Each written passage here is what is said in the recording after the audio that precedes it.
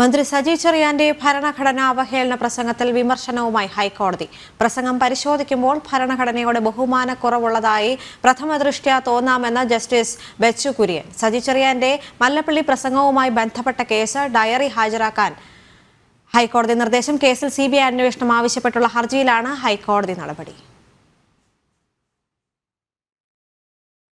മന്ത്രി സജി ചെറിയാൻ 2022 മല്ലപ്പള്ളിയിൽ ഭരണഘടനയെ അവഹേളിച്ച് നടത്തിയ പ്രസംഗത്തെക്കുറിച്ചാണ് ഹൈക്കോടതി വിമർശനം.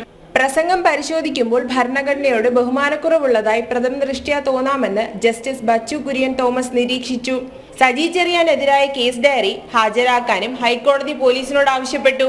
അതേസമയം മന്ത്രിയുടെ പ്രസംഗത്തിൽ ഭരണഘടനയോട് ബഹുമാനക്കുറവില്ലെന്ന് പ്രോസിക്യൂഷൻ ഡയറക്ടർ ജനറൽ കോടതിയിൽ മറുപടി നൽകി.